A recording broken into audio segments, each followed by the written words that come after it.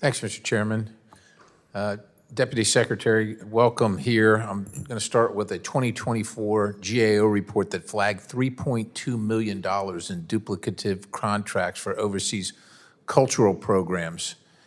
And I'm just wondering if you can identify for us any specific duplicative contracts that have been terminated and kind of what metrics you use. I think the work you do is probably very difficult to measure success, but you know, contracts are contracts, money's being spent, the American people demand something for it as they should. How do you do that? Can you name any duplicative contracts that have been terminated?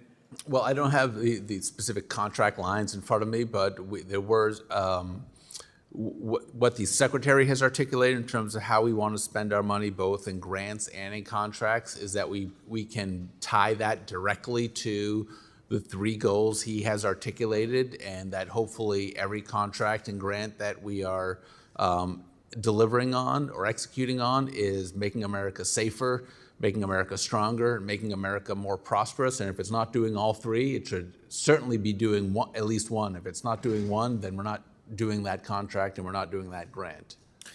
So I kind of agree with that. Now, the State Department's budget has operated without reauthorization for 23 years, which is astounding. Most Americans don't understand that, and there's not a good explanation for it. 80% of the operations are literally unauthorized.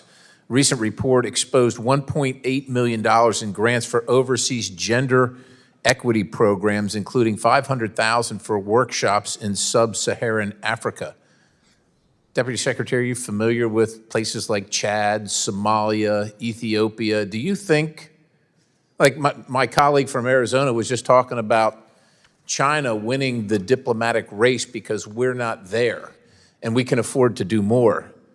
Seems to me, if you can't find enough food to eat, the last thing, or in the list of the last things you're interested in are gender equity programs, right?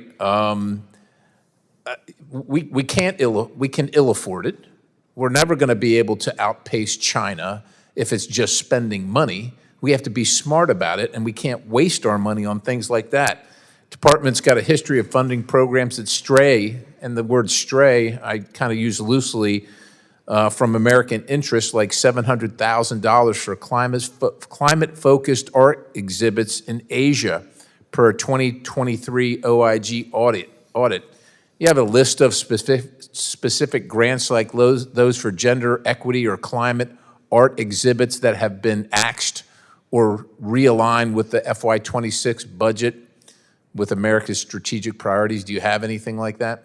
I can certainly provide you a list. I mean, I have a series of examples here in front of me that I think have got, the Secretary's gone over in prior hearings, as well as have been, talked about from the White House podium about, examples of grant spending from USAID that I think most Americans would agree was not a good use of taxpayer dollars. Yeah, I think the list is replete, but every time you hear them, look, there are folks here that don't like the fact that we're trying to reduce the size of government and that you've been put in charge of it. But, a 2023 OPM report revealed a 15% staffing increase since 2010, yet a 2024 CSIS study found no corresponding uptick in diplomatic outcomes, such as trade agreements or counterterrorism success, which leads American taxpayers who give up their hard-earned money for this to say, what the heck are we paying for? Yes. Program after program. So I'm not going to ask you to go through them, but I think it's important that we remind everybody that there is a limited amount of funds, that we do have to compete globally with an adversary like China, and that we have to spend our money wisely, not on stupid things and not wastefully. I mean, I'll turn to the 2021 SIGAR report that revealed $1.2 billion in unaccounted for funds during the Afghanistan withdrawal, which is a glaring failure. And if we talk about grants for cultural festivals in South Asia, let me ask you that. So grants for a cultural festival in South Asia, where does that fit into aligning America's priorities with defeating our adversaries in South Asia? Is there something there that we're missing? It does not.